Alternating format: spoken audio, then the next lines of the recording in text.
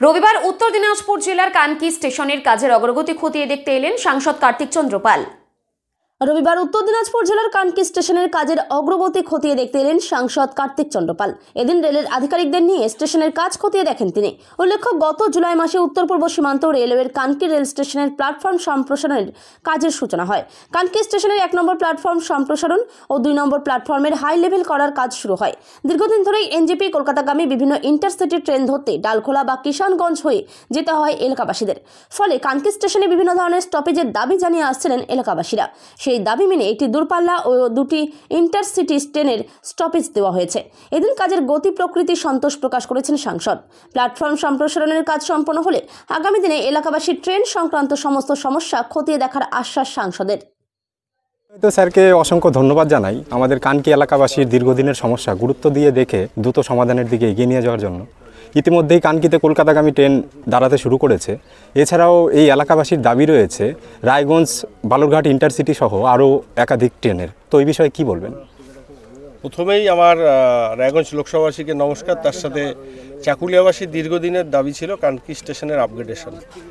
এবার আমরা এতটাই খুশি রেল বোর্ডের কাছে এবং সম্মানীয় রেলমন্ত্রীর কাছে যে একটা নয় দুটো বড় মাপের যেটা 600 মিটারের প্ল্যাটফর্ম হয় স্ট্যান্ডার্ড, সেটা হচ্ছে এবং কাজও খুব স্পিডে চলছে। তার সাথে সাথে দীর্ঘদিনের এই এলাকার দাবি ছিল, যেহেতু কানকি এখন ধামে পরিণত হয়েছে, এখানে বাবা রামদেব মন্দির থেকে শুরু করে 100 বছরের জৈন মন্দির রয়েছে, সেইখানে দাঁড়িয়ে আজকে এখানে কলকাতা ট্রেনের স্টপেজ আছে, তার সাথে অনেকগুলো ইন্টারসিটি স্টপেজ রয়েছে। তারপরেও আমার কাছে আরও কিছু দাবি আছে। আগামী দিনে আমাদের স্টেশনের ইনফ্রাস্ট্রাকচার পুরোপুরি কমপ্লিট হয়ে গেলে বাকি আমরা সেটাও চেষ্টা করব।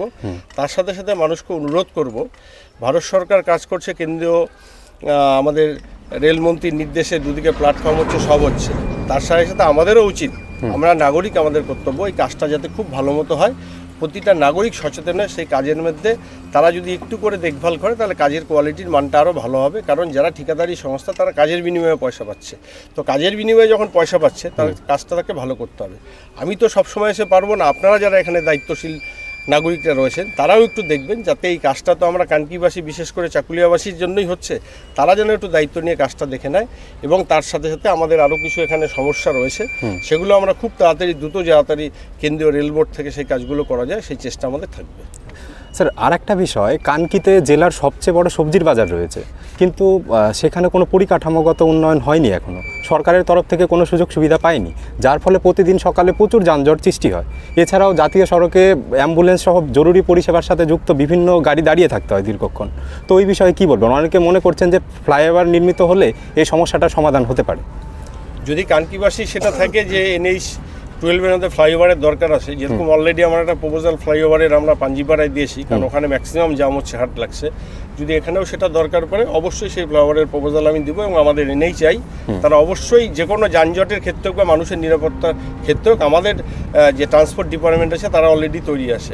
শুধু যদি তারা এইভাবে আমাকে প্রপোজালটা এখনও কেউ দেয়নি জন্য আমি উদ্যোগ নেইনি, কারণ এর আগে ডালখোলা থেকে আমার কাছে একটা প্রপোজাল এসেছিলো, সেখানে শহরের মাঝখান দিয়ে NHI চলে গেছে, তাদের লাইটের একটা সমস্যা ছিল, সেখানে অলরেডি 1,71,00,000 টাকায় সেখানে টেন্ডার স্যাংশনে কাজ শুরু হয়ে গিয়েছে। আমাদের পাঞ্জিপাড়াতে আমাদের ফ্লাইওভারের DPR চলছে। আমি এখানে যারা রয়েছেন কানকিবাসীর যদি সেই ডিমান্ডটা থাকে ফ্লাইওভারের সমস্যা মিটতে পারে, আমি আমার তরফ থেকে 100% চেষ্টা করে যাতে এখানে ফ্লাইওভার হয় এবং মানুষের নিরাপত্তা থাকে সেই চেষ্টা আমি করব। ধন্যবাদ।